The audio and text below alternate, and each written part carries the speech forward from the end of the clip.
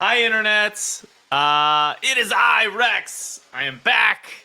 I'm back on Twitch. I've actually don't tell my purple lover that I've been trying out a few different streaming platforms, but Rex is back. Unfortunately, this is first and foremost. This is another wonderful episode of Play Economy. Thank you all for being here. Unfortunately, not joined by the lovely co-host Becca. Roy, thanks for hopping in here. Real quick, before I do all of the stupid things that I'm about to do, and thank you in advance for just bearing with me.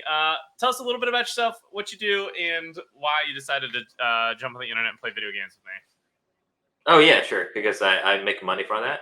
That's my answer. Hey, that's why I do it too. There we go. This is my career. Started in gaming in 2006. Early PopCap games, making Plants vs Zombie and Bejeweled. So to EA 2011, and then early on Chartboost making mobile game ads.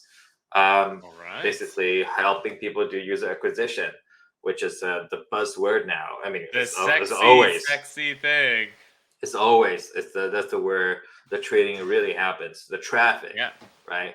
And 2017, a full-time crypto early on project called Tron, where I was heading business and marketing for Tron. So being through the roller coaster ride, a lot of exciting stuff or scary stuff. If you want to have another session, I can go. Well, on and on. that's just a typical Wednesday in crypto. But if any other industry had to deal with that, they'd be like, it's like riding a jet plane at full speed with the windows open. Yeah. It's it's super interesting experience.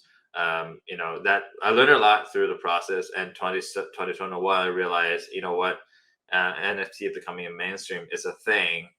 And I need to just do my own metaverse venture, and here we go. There's Byte City. Hey, metaverse, Web3, crypto, all in. It's the amazing stuff. Yeah, so we'll actually be playing that game very shortly. The one thing I have to do first is I have to shout out the sponsor, Owned, who is making sure that I can keep doing silly things on the internet. And so today, while I was thinking, this actually is a good thing that you brought up the fact that I'm in the EU, because I am doing all of this traveling. I am staying in a lot of Airbnbs. And what I have determined, what I am trying to do right now, Airbnb is great, fantastic service. Usually everyone of the hosts is lovely. They are gracious at sharing their homes. They do a lot of stuff. But there are four things that I always run into at every Airbnb that I stay at. And so this is a public service announcement to Airbnb holders out there everywhere. If you have me stay at your Airbnb, which you don't really choose because I search, but if you choose to let me stay with my family, here are four things you need to watch out for. First off, bad Wi-Fi. I don't know what it is about Airbnbs, but every single time in an Airbnb, and I'm sure other people run into this too, the Wi-Fi only works in the most common area. So if you try and work in an Airbnb and try and be in a safe space away from everyone else, is usually the place with the spottiest internet, and in the bedroom too, when you're trying to scroll Twitter at the end of the night, doom scrolling, whatever, usually a terrible spot. So if anyone knows what a mesh Wi-Fi network is, totally invest if you're an Airbnb owner, because your people that stay there that work remotely will really, really enjoy it. The next thing that always happens at every Airbnb, and usually just vacation homes in general, is the dishes and pans situation is never up to par. It is ridiculous that we get the hand-me-downs of the hand-me-downs of the hand-me-downs from great-great-grandma delivered inside this thing where I'm literally boiling rust for the pasta just to make sure something happens. So you can buy a very cheap set from some sort of discount home goods store. That is another thing. The third thing is the pillow choice. Hotels, I don't know how they do it, but they have this on lock. But Airbnbs always seem to deliver a flat-packed piece of cardboard that's about this skinny in every single Airbnb that I've stayed at, and they never have enough to even stack. You can't make a comfortable headrest. Pillows, another step. The last thing that I really, really despise about what most Airbnbs do is they don't help me find the next great video game that I'm going to play in Web3. It's just such a mental drain when I don't know what I'm going to go play next. They don't have any discoverability. They don't have options. They don't have social features. They don't have a whole bunch of stuff. But luckily, there's Owned. the game discoverability platform for you, which is actually secret alpha is soft launching July 15th. We're not making a stink about it, but you should go check it out. July 15th, you'll start to see some games. We'll make a big stink out of it later. But that is one of the quick solutions. Own should be in every Airbnb around the world, because then when you're sitting down on your great Wi-Fi in your comfortable bed with amazing pillows after a great home-cooked meal, you can figure out what game you want to play next. And that, thank you, Own, for being a sponsor of this wonderful show. That now we can get back to regularly scheduled programming, which is playing video games. Before we dive into like why you built and what got you into video games and what got you into crypto and all that fun stuff, why don't we just like jump in and play? And if you're out there and you're on a computer or mobile device, yes, iOS, Android, Yes. right? iOS and Android. You can jump in with us and play too. And here, I'm just going to throw this up on the screen now. Byte City. Bam, bam, bam, bam, bam. So two lovely things about this. One, I was talking to Roy about this ahead of time. You don't have to download this gigantic .exe file from some random crypto bro who swears that they're not going to steal your life savings or anything like that. So lovely that it's on the internet. The other thing too is I just log in with my email. And then, oh my goodness, I'm in the game and I'm experiencing a video game, which feels very much like a normal video game. Confirm. Good game. So it's nice. It's fantastic. Server maintenance has been finished. Nice. Okay. Notice. Alpha phase. Okay, good to know. Join the game. I only have one avatar, so that's one thing I was going to talk to you about live is how we hook Rex up with a really, really cool in-game scan. So it's easy. Just play more. when I am poning noobs, everyone knows. Let's see. Just kick my ass, and you can get a lot of cool avatars. Yeah, we'll see. Oh, mosquito. Okay, the other thing about France is they need to work on having AC, so I don't have windows open all the time. Where mosquitoes can get in. All right, let's see. Initializing. Now, what's really cool, and Ryan.Charles.Day, where's my username? Where's Rex? Where are you? Let me see, where are you? Oh, you're right next to me. Ooh, I like your pirate hat. I love that. I have a Kraken on my arm, because every pirate needs to know what they fear most. Matt, there you are. Who else is in here? Where's Hi, Joseph. Matt is running around. He's got this little red... I see. Got little glasses on. Nice. Yeah, and then I'm putting a bit emoji there. Yeah, there we go. All right, let's see. I got quests to do. Claim, power up, daily login. There we go, the classics. So walk us through what's going on here for the folks at home who are logging into Byte City for the first time. Depending on if you're traveled or not, this area might look a little bit familiar to the folks out there in the world. Yeah, hopefully not too familiar. Because there's not too familiar. Yeah, but it has the New York City Times Square feel. Although it is pretty cool. These wonderful svelte pictures of this gentleman. So I guess talk a little bit about the game. Like, what's going on here? What are we looking at? Dig in. And I'll try and figure out how to update my name to Rex before too long. So the whole thing is like, I mean, my background early on, PopCap, right? And then dip into the cryptoing with Tron.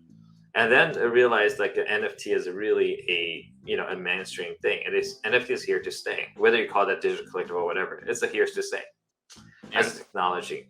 But but also it comes into like mass. The always being the problem that been haunting me in the crypto is a mass adoption and NFT becoming mainstream. That gives me a how to say a kind of a business proof case that people are actually starting to adopt that kind of a use cases. And in the traditional consumer internet use cases, the three most profitable businesses are gaming, e-commerce, and social through advertising. So in that case, I see like NFTs or crypto in general solve that, and with NFT being in the mainstream, that gets a lot of adoption forward. And the metaverse is just a natural fit of combining three business into one. Now the question is like, how do you reduce the friction, right, and increase adoption for what? We see a lot of success cases in the metaverse 1.0, so to speak, where Right. people are, getting the tokens, getting the round, getting the land, and they're trying to expose themselves to ABCD experiences. There's several takeaways here. Number one, like we try to be a Web 2.5 platform. What does it mean? It means that it's everybody can log in, like you mentioned, log in with just a Right. social, as what you do from the days before, from the years before, and can enjoy the game. And you with all the virtual asset you collected, but you can just keep it as is, as a traditional Web2 game. But for the people who went through the rabbit hole to understand what is crypto wallet is, they can then collect it. They can just connect to their wallet and then on ramp these virtual asset to the digital wallet. So we call that as a lazy on ramp process.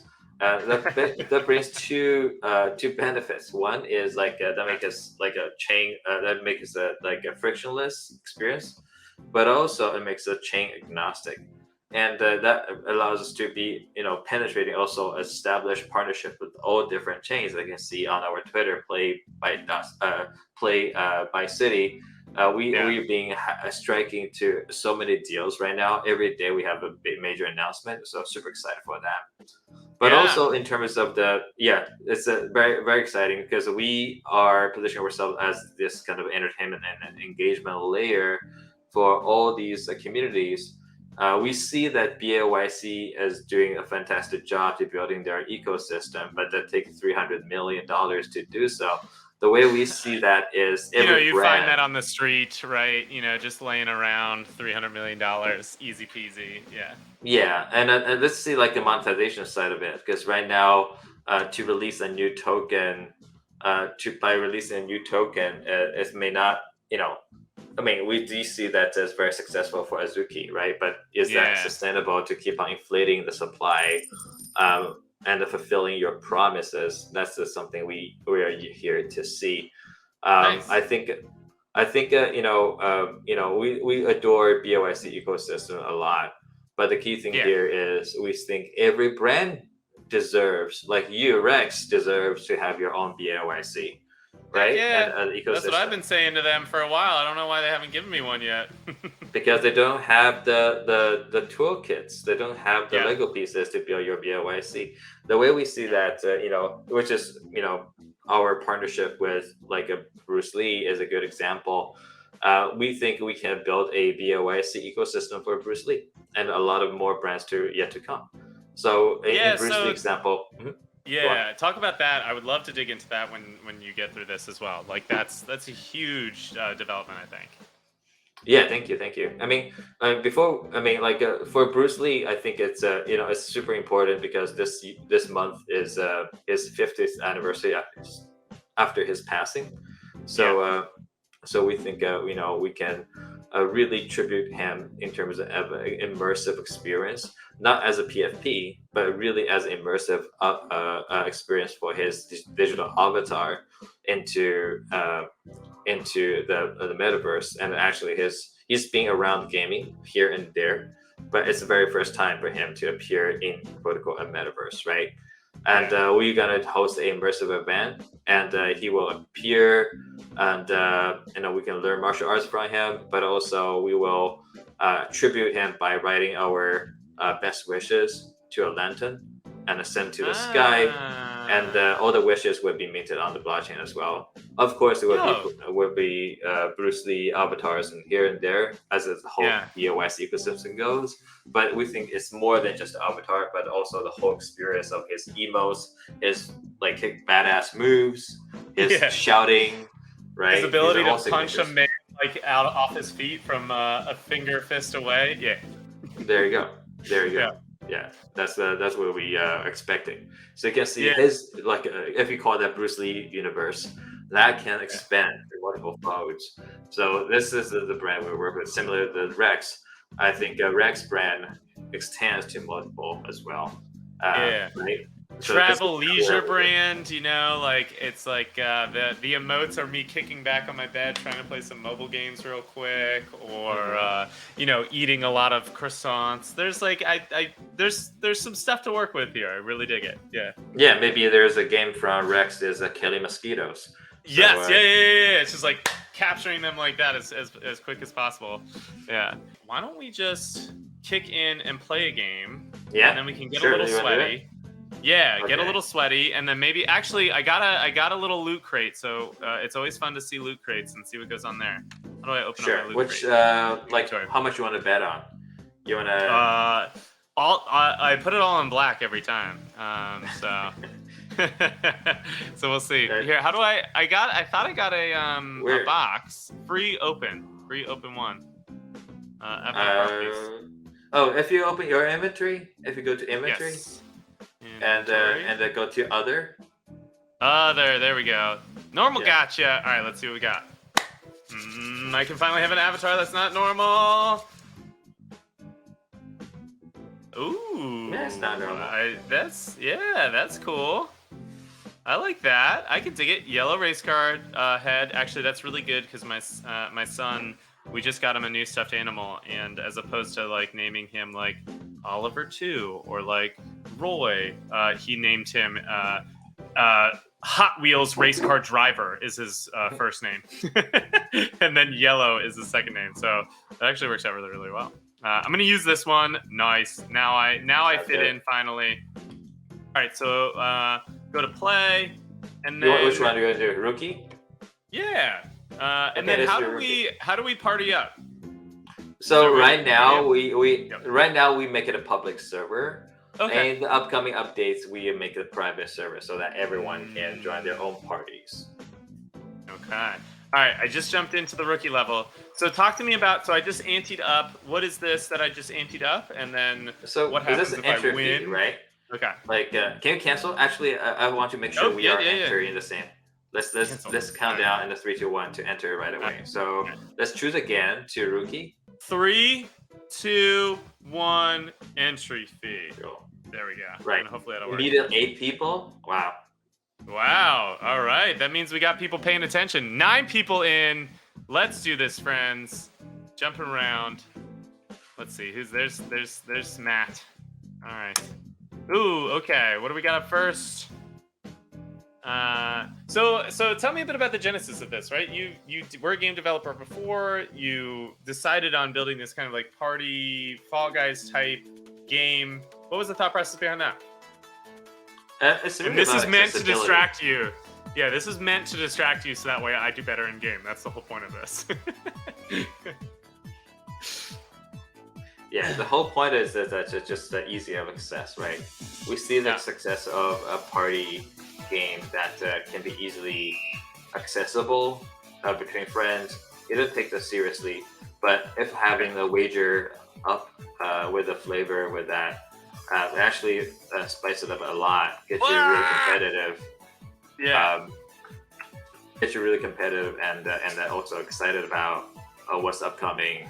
And also you have a lot of things to talk about, which creates quote unquote a consensus, right? Because you feel like you're engaging with the people among the community together. So that is super, super important. There's a lot of games out there. When you're making the game, one of the biggest challenges to know what's your audience, because that immediately affects on how you do your user acquisition. If you try to make a game that's a super sci-fi focus, which is great, you can have the niche of sci-fi users, but on the flip side, it's if you have a pool of sci-fi users to convert right away, that's great. But if you're not, then you just need to be very prepared for it. It's just raising the stake to acquire the sci-fi users. And the sci-fi has an interesting narrative because every sci-fi narrative is different. Every sci-fi universe is different. Like Star Trek. You really have to develop that IP like hard, and you need to get like diehards who are willing to bleed when someone says a factoid about your IP that's incorrect. They will pounce on the internet to correct that person that they got it wrong. Exactly. That's when you know you have a true sci-fi. Yeah. Exactly. That's why establishing a consensus over sci-fi is super hard. So that's a heavy lifting. we tentatively try to dodge that bullet, and we try to create a world that everybody understands. Mario like, Fall Guys alike, Stumble Guys alike. There's no need to be educated. You're in the digital world, teleported like the Tron the movie or Wreck-It Ralph. It's a very easy setup, and everybody gets it. That's why our name is Vanilla, and it's Byte City, means that we can just be any narrative out there as well. So that's the whole point of it. Yeah, that's nice. Yeah, I was talking to a game that the game looks really, really cool, right? It's historical. It's like based in Rome. Like they got a lot of cool things going on, but one of the things that I know is like what you were touching on, like the user acquisition portion of that. But yeah, so they're building this like historically accurate. The game's called Caesarverse. I'm really I learned a lot, and I think the game's going to look really, really good. But I worry to that point, right? If they don't target like the 4% of people that are into historically accurate video games, it's going to be tough, right? It's going to be, oi, no, that's not. I can't jump high enough there. Ugh. No! Oh man, that was a fast one. This might be the hardest one. Ooh. And what's oh wait, Roy, are we in different ones? Am I in a different one? I think we're in different ones. Yeah, we're in different ones. Alright, because I came in first really easily on that last one. Alright. But Dub says he's in for the next one. Matt says he's also in on a different one. But hopefully I have enough prize pool and then we can go big. We'll see. But yeah, it's like if you don't target the people that are like super, if you find those people, right, you're set. But if you don't find those people, that's like a hard hill to convince the 96% of other people that aren't like super big history buffs to want to play your game. And then you also have to convince them that NFTs are like cool, and then you have to convince them that it's okay to have like distributed networks. So like, yeah. Yeah, that also comes to an interesting point that you raised. Is what is the Web3 user base? What's the persona for the Web3 user base? Yeah. Are they gamer? Do you care about playing games? Or do you care about investment? Like, what's the priority, right? It's an interesting combination of different parts of your brain. And that really, so traditionally speaking, for user acquisition, it's really hard to acquire a user of a Venn diagram because that means it's a niche. It's easier for you to acquire a user of a stream, so that's easier to identify. You can easily pin down the persona and say, hey, these are the ones I want, don't give me others, right? Versus you want to, that person can do A and B together, that means a smaller section. So this is something like which is part of the reason a lot of crypto projects started to token gated, because they started with the token distribution for people to jump in to be ready. But the reality is that that also everybody will be then be capped by that experience as well, because you're only going to be token people accessibility allowed, which is cool for a small group of people. But think about it. How, as a business, how do you generate revenue, right? If you are generating, if you're only serving, 10,000 people, great. I mean, there's no way you can monetize from the people going forward, because game business is proven to be making money over traffic, and if you're offering purely based on the closed door, which is cool, then you just need to monetize over membership or repurchasability, which in the case is exactly what is going on. That everybody is monetizing over a new mint, But then, what's the utility for the token? I think one thing people were not able to deliver because writing a white paper is easy, creating a JPEG is easy, but to build a community and also commit and deliver to the community, that's the harder part. So, like every brand, I believe everybody wants to build a PFP if that works. But the next question is, that's not sustainable in terms of like, what next? What's the utility? What's the rights? What's the privileges? Or what's the benefits for people holding your PFPs or NFTs? What can they do, right? You've got to have some utility. That's So I think there's such a heavy lifting thing like building a game. Leave us to us. Like let pro people do their job, and we work like work with you and other pro like influencer and KOLs. They can do their job to build a community. Right. Like we can see like how these we can be playing in a row in the ecosystem as an engagement layer across the board. No, I hear you. Yeah, because like that's what's happening with Yuga Labs and all of their stuff. And like honestly, I think it gets to a point too where it's like I'm sure they would love, like, more players would love to come in and try like heavy metal, right? Or more players would love to come in and enjoy like the Bored Ape ecosystem or anything like that. But then now it's like price prohibitive, right? If I'm a gamer, like I already feel like, should I spend $70 on the newest console game that's Legend of Zelda? Like I'm still like, like, you know what I mean? Like, but now they're asking me to spend like hundreds of dollars to jump into this like NFT ecosystem. So it's like it's very you're right, like the player base is you hopefully all 10,000 players that you have in your NFT collection are just like super big whales that are just like okay throwing money at your project because they're super into it. But they are the whale until they make profit. Yes. So it's pure ROI basis. It's not like they're continuing the investment blindlessly, and they will invest if they can see more profit. But you need to show them a path to that. A path to that is not based on, hey, without a heads up, I will drop another token someday, some format. Yeah, that's pure speculation basis, which is fine. You can play the game once or twice, but but because if you don't have competitor, you can sell land, and people would have to believe it. Like living in a land next to Snoop Dogg means something, but it doesn't mean anything. You will fall into buying the land because it's a FOMO, and if you're doing that, you want a short-term speculation, which is fine as well. But that's like we talked about. It's a gambling. And you just need to know what you're getting into, right? It's your choice.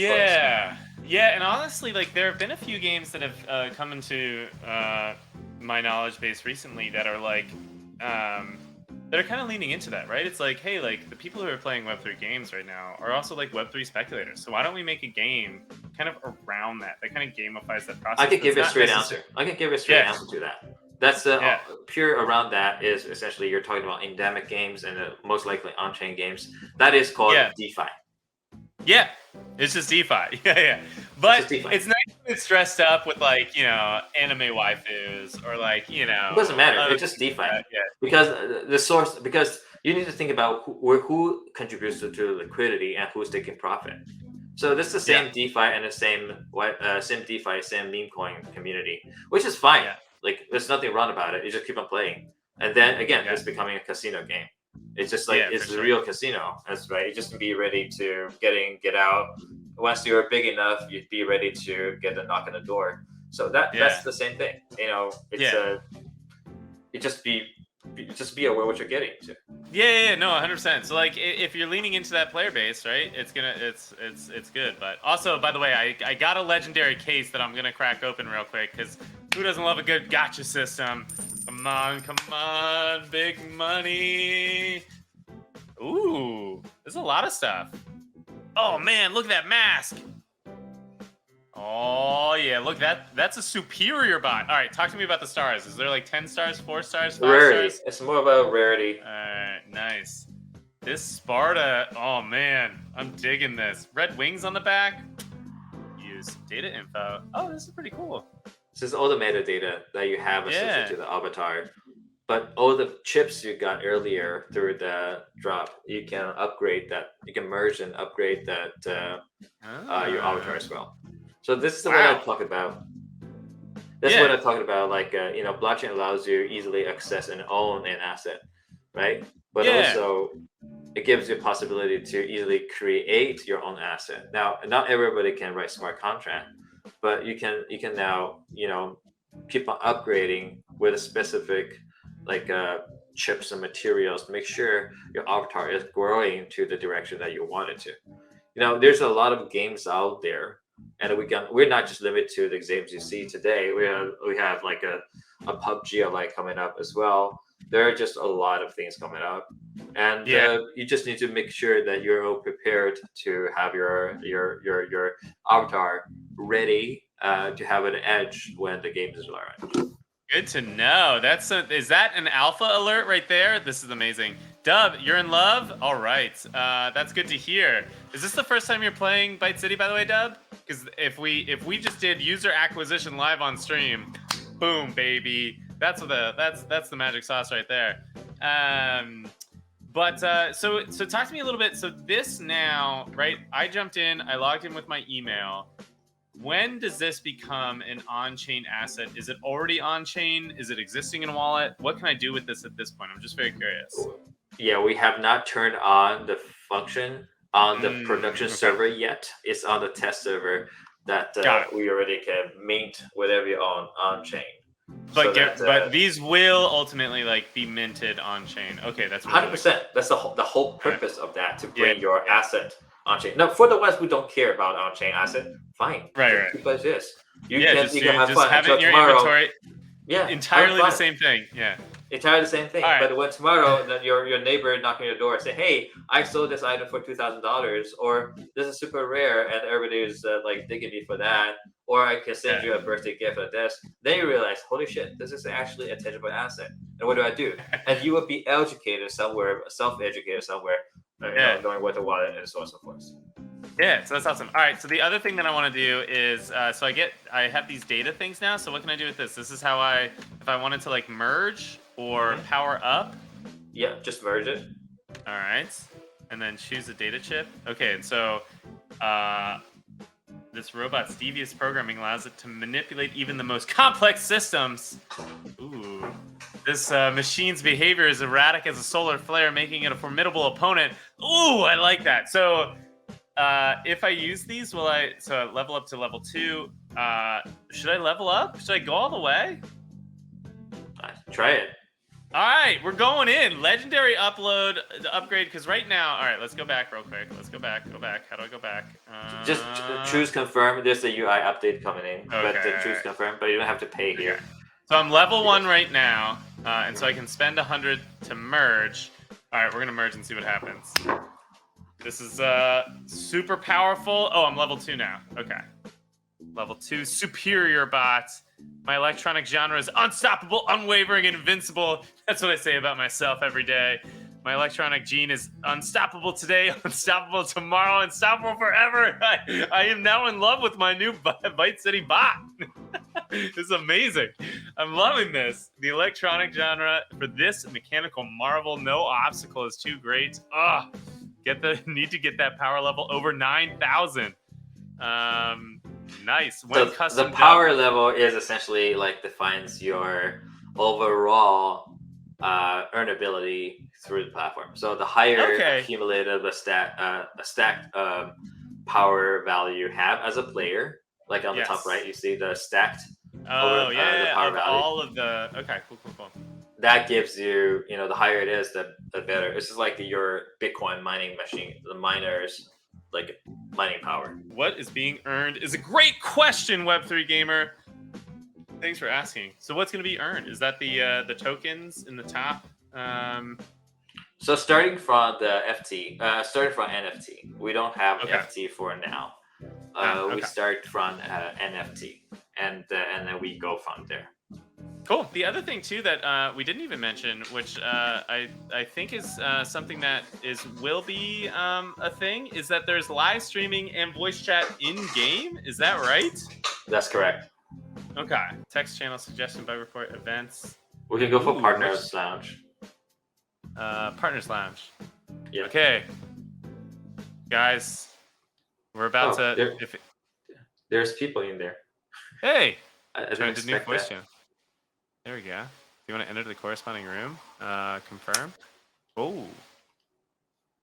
Hey, everyone out there, jump in the Partners Lounge. And then if there's too much vocals, I don't know. I'll mute this tab so that way we don't have the echo. You're here. Hey, Season. Nice. Hey, see you. All right. So, how do I So, like, it's the same process as in a Twitter space or like a Discord. You just raise your hand.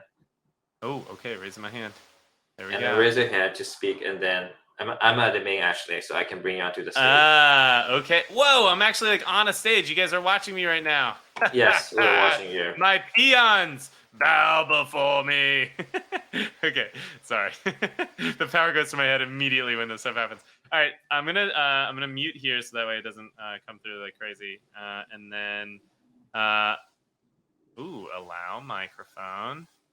I'm not sure you're gonna echo there. Check. Yeah, I can hear you. Okay, so you guys can hear me in game. Perfect. All right, how do I? I'm gonna count down in the game, but how do I start a game mode in game? But this is really cool. So like, I can share my screen right now and everything. This is all you can share built into. What the? All right, let's see. What are we looking at? We can do. You can see. Your avatar is since you're turning on your mic, your avatar is doing all the moves. He's like. That's awesome. We can see. We can look at my Twitter feed real quick. In Byte City, everyone. Right now, we're live on Twitch with Play Economy /Byte City. Make sure you go smash that subscribe, smash that like button, everyone. I've muted this, so I can't hear you if you're talking back to me at all. And then we can turn on my camera. Oh my goodness. This is all in. This is just in the game. Wow, we're everywhere doing it. There's too much Rex for you right now. I'm blown away. So this is actually really, really cool. So I'm gonna mute myself in here. I can step down from the stage. I don't need to be up here anymore. I can just leave the room. Okay. That press the button. That will take you to the Byte square. Byte square. I think I see is here as well. Icy wants to speak. Oh, Icy wants to come back? Okay, maybe I'll turn on this real quick. I don't want to leave the voice channel. I want to stay in the voice channel. Join channel. Connecting. There we go. All right, Icy, go off mute. Can you guys hear me now? Yes! Oh my goodness! There's a bit of a lag on Twitch. I can't hear you. I can hear you on the Twitch stream. I can't hear you on the game though. Hold on. Oh, I don't think we can also all talk on the game at the same time. Is that right? You can talk at the same time. It's just because of the echo between Twitch and or whatever streaming over here. Yeah, nice. Yeah, I didn't turn on my microphone right now, so I paused it. Oh, Roy. There you go. Rex. Yeah, I can hear you. Yo, I can hear you fine. Oh my god, this is amazing. All right, I won't overcomplicate things for the stream, but this is incredibly impressive. The fact that we can all jump on here and talk, and Rex streaming directly into the game. I'm so impressed. This is incredible. This is wild. And you can see if you want to. Here, I'll do this. There we go. No, if you get emote, just right click your mouse, you can see the emote button showing up to the right side of the screen. And you can do emote. Like me, I'm doing like all these cool moves, like cool kids moves, like look at him dance. And see people off the stage, right? People off the stage, you can just follow what I do. You literally can follow what I do. Like you should see a button next to exactly for the little girl there. You can just follow what I do. We can just mirror all the moves, like all the thing I do. So monkey see, monkey do. Simon, the big game of Simon Says, a nice bow. This is hilarious. This is awesome. Yeah, so this is also really, really cool too, because I could see this like it's a bit. Gaming is a very social thing. I'm a big believer that exactly. Like I feel like the game that is the breakout game that kind of like starts to get people really, really thinking about it isn't necessarily, I mean, like, don't get me wrong, if there's a Red Dead Redemption 2 that was like Web3 enabled, I don't know why they would do it that way, but like, don't get me wrong, I play the crap out of that game. But the game that it honestly like really seamlessly integrates the social interaction, like the story that I always tell is I played Dota. So I played Dota when it was a Warcraft 3 mod. I played a ton of Dota growing up. Is how I kept my friends when I jumped around to a bunch of different schools, because we would play like throughout a bunch of through a bunch of different times and all the different places I went. Some of my best friends still today, which Coltrane jumping on was one of them. I was in teaching English in Thailand for a little while, and like one of the classes I was in, there's this boy who like wouldn't put his computer away, and I was like, "You need to shut down your laptop. We're about to take a test. Like, we're doing this speaking assignment for English." And like, I walked over to I was about to like shut the computer, and then I saw he was playing Dota, and they were like, "Teacher, .A," and I had no idea what they're talking about. When I realized it was Dota, I like pushed the student out of the way, saw that he was like Pudge. I like sat down and just like got like a triple quill in the next like 5 minutes. The classroom erupted, and like that like transcended, because they weren't very good at teaching English, because I was a terrible English teacher. So but that like transcended language, that transcended like it was a very amazing moment. And that social dynamic, like the friend group that I've had, like being able to bond with people across languages and countries and stuff like that, that is where this social element comes in, right? I could jump in with 10 random people around the internet. We could all sit around, chat. Hopefully it's not super toxic rooms like the Call of Duty Warzone or whatever load-in screens. But then you can make friends and then jump into the game and play these like really, really fun party games. I love that this is an integral part that's just like already built in. And this is alpha. Like usually people are like, yeah, we'll build like social tools and stuff once the game's ready to go.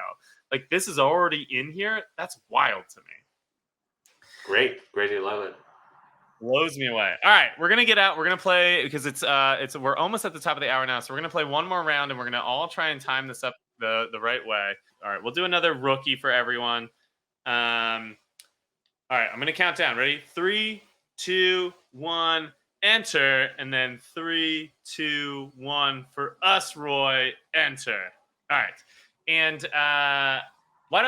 because we're gonna be playing out, and we're basically gonna get to the top of the hour, and I know you got to go. What can people do? What should people be paying attention for? There's an AMA happening this Thursday, if I'm not mistaken. This Thursday, yeah. We announced that we're going to have our AMA with Bruce Lee's daughter, Shannon Lee. And she will join us in an AMA across the platforms, like as immersive as the way as you see earlier, to talk about her tribute back to her father's passing almost half a century, and how she wanted to work with us to bring her father's in the digital formats into the metaverse and for the future. Nice. Yeah, well, that'd be really, really cool. And follow on socials, play Byte City on Twitter, I believe, and go to bytes.city to play the games with us. Did we get everyone in here? I see Matt in here, at least. I don't know if Dub's in here or not. Whoa. And what else is there anything else that people should be paying attention for? Should they do to other than leveling up your bot for just keep on following on Twitter, Play by City, and join our Discord by City. It's all should be on our Twitter, and make sure you follow that. All the alphas and all details will be dropping in our Discord, and all the leaks will be there. And bear in mind, we're a 40 people team. We're in this. And everything would be updated every single week. Like this nonstop weird beast. Big announcements coming out, so it's definitely worth paying attention for. But the most important thing, check it out on this Thursday. We actually have one of our friends, Sanjay, is going to be hanging out, live streaming the AMA as well. So make sure to check that out. Any last thoughts? Oh, yeah. One of the things I usually do is I ask questions, a bunch of questions like what's your favorite game and all this kind of stuff. But right now we only have a couple minutes left. So the one question I want to ask you is like, it's really like cold in crypto winter and the bear is like eating us all alive. So what's one thing, could be gaming, could be whatever, that gets you out of bed in the morning? Definitely gaming, but it's just hard. There's a reason why you receive 8 gigabytes of a client for you to download to play a game. That's because these people don't understand what is the real take for a game. It's not about the fidelity. AAA is just a pipe dream because it costs like 20 to 30 million to build a AAA game. But really, after you build a game, how to monetize and how to get the users, that's the key thing. If they only focus on the graphics, they're missing the point. Graphics is a great marketing tool, but the goal for marketing is convert to sales one way or another, right? So that's the key thing. If you increase huge friction for people to be on board, and also you're only focusing on North America or West Europe, that's completely a mistake. Right. Period. I mean, the number of people I saw playing Free Fire, it's like 1.6 billion people play Free Fire, which is a mobile-based first-person shooter. Like, that's crazy. Yeah, and also look into like even Pudgy Penguin. 70% of holder Pudgy Penguin is in SEA. So don't focus on the North America. Like open your mind. Like what you care about is the wallets, and it's just to focus on the wallets numbers. That's all that matters. Right.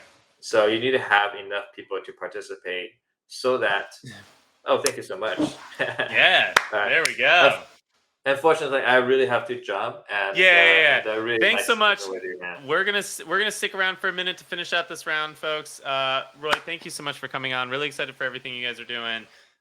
Everyone go check it out on Thursday with Shane and Lee in the Byte City AMA. It's gonna be live in the square, so I think it'll be a lot of fun. Roy, have a wonderful day, man. We'll talk soon. All right. Thank you all. Talk later. Yeah. Bye bye. All right.